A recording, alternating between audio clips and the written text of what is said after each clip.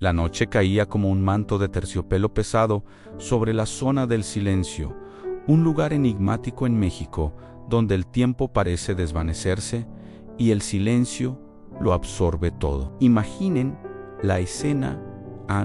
Son las 2 de la madrugada. Juan Bosco, un trailero curtido por años de asfalto y soledad, siente el peso del cansancio en sus párpados. La carretera, una cinta negra y solitaria, se pierde en una neblina espesa, un velo etéreo que danza sobre el pavimento y reduce la visibilidad a apenas unos metros. De pronto, en medio de esa bruma casi fantasmal, emerge una silueta.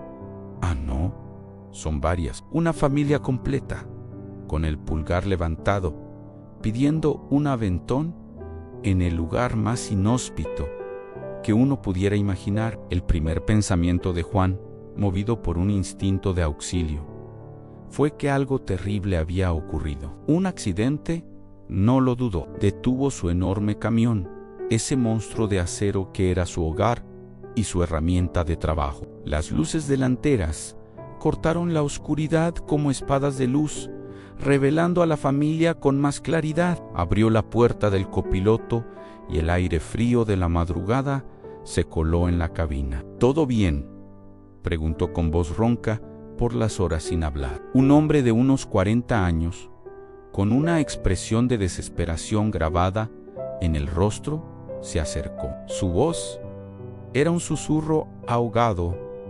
Nos volcamos. Nuestro auto está en el fondo de la barranca. A su lado, su esposa y 2 niños pequeños, de unos 10 y 12 años, temblaban visiblemente, no solo por el frío, sino por el susto que aún se reflejaba en sus ojos abiertos de par en par. El corazón de Juan se encogió. «Suban», dijo sin titubear. «En el próximo pueblo pedimos ayuda». La familia subió con una mezcla de alivio y urgencia. Juan, pensando en su comodidad, sugirió que la esposa y los niños se acomodaran en el camarote trasero, detrás de la cortina que ofrecía un poco de privacidad y calor. El hombre, el padre, se sentó en el asiento del copiloto, a un lado de Juan. Una vez en marcha, la conversación fluyó.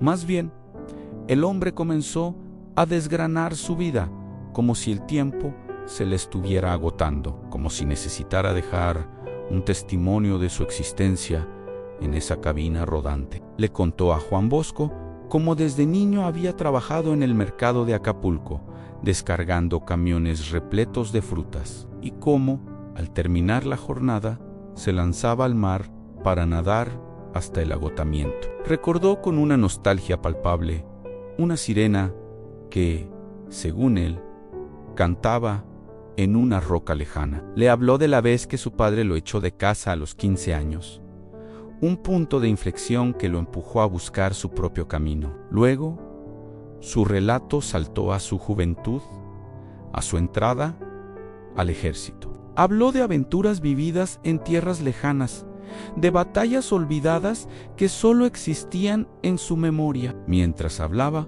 las horas pasaban, pero el camino no parecía acortarse. Era una sensación extraña, como si la zona del silencio se hubiera apoderado de ellos, estirando la noche hasta convertirla en una pequeña eternidad. Juan escuchaba, atento, sintiendo el peso de cada palabra, de cada recuerdo compartido. Finalmente, con las primeras y tímidas luces del amanecer tiñendo el horizonte de un gris pálido, llegaron a un pequeño y polvoriento pueblo. El primer signo de civilización en horas. Juan redujo la velocidad y se dirigió a la única gasolinera. «Esperen aquí», le dijo al hombre. «Bajaré a cargar diésel y vemos qué hacemos». Se bajó del tráiler, estirando los músculos adoloridos por la tensión y las largas horas al volante. Mientras el despachador llenaba el enorme tanque, Juan volteó hacia la cabina con la intención de invitar a la familia a desayunar. Ya se le hacía agua a la boca, pensando en la deliciosa pancita que servían en el paradero de al lado. Un caldo rojo y picante que reviviría a cualquiera, acompañado de un café bien cargado para espantar el sueño. «Oigan, ¿no quieren ir a...?» Pero no hubo respuesta. Una punzada de extrañeza le recorrió el cuerpo. Subió de nuevo al tráiler, la preocupación comenzando a crecer en su pecho.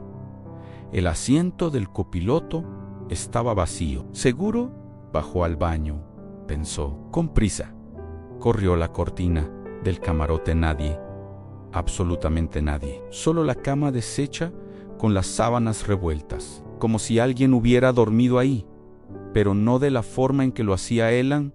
No había señales de los niños ni de la mujer. Bajó corriendo del camión, casi en pánico. Buscó alrededor, bajo las ruedas, entre los matorrales cercanos. Nada. Ame, el despachador, lo miró con curiosidad. ¿Se le perdió algo, jefe?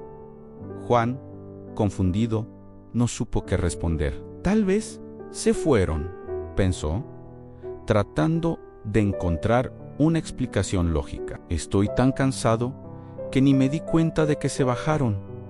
Decidió no darle más vueltas. Estacionó bien su tráiler, lo cerró y caminó hacia el comedor del paradero. Necesitaba ese café y ese caldo. Se sentó en una de las mesas de formica, pidió su pancita en caldo rojo con tortillas recién hechas a mano y un café negro y humeante. A su lado, en otra mesa, varios choferes charlaban animadamente, sus voces retumbando en el pequeño local. Juan Bosco, mientras sorbía su café, no pudo evitar escuchar su conversación. Hablaban de leyendas de la carretera, de apariciones, y entonces escuchó algo que le heló la sangre. Hablaban de una familia que había perdido la vida en un terrible accidente en esa misma carretera, justo en el corazón de la zona del silencio.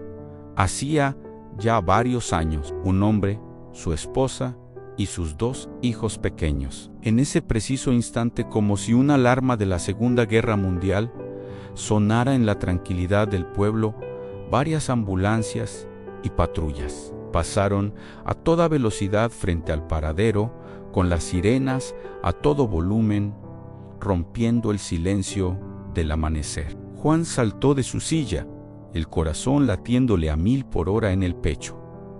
¿Qué estaba pasando? Otra vez se quedó de pie, paralizado, un escalofrío recorriéndole la espalda de arriba abajo. Y de pronto, la verdad, fría, filosa y contundente, se instaló en su mente como una pieza de rompecabezas que finalmente encaja. Los recuerdos de la noche, la conversación del hombre, la desesperación en sus ojos, la neblina, el lugar exacto. No había trasladado cuerpos, no había llevado pasajeros de carne y hueso, solo había dado una aventona a almas en pena, a espíritus perdidos en la carretera, buscando un último viaje, una última conversación, una conexión fugaz con el mundo de los vivos antes de continuar su camino. Esta historia, más allá del susto, nos deja una profunda reflexión. La vida es un regalo, un suspiro efímero que se nos concede en la inmensidad del tiempo, como Juan Bosco en la carretera de la vida.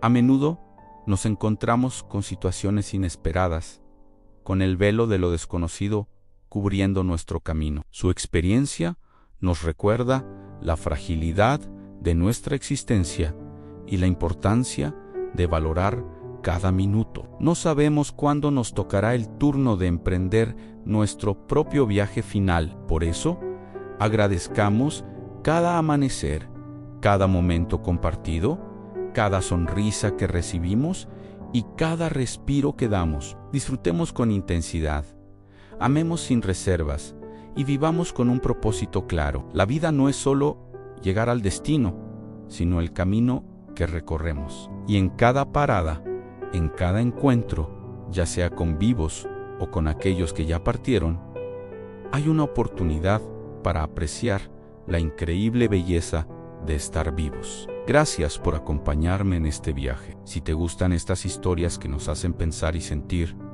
no olvides suscribirte y activar la campanita para no perderte ninguna. Nos vemos en el próximo relato.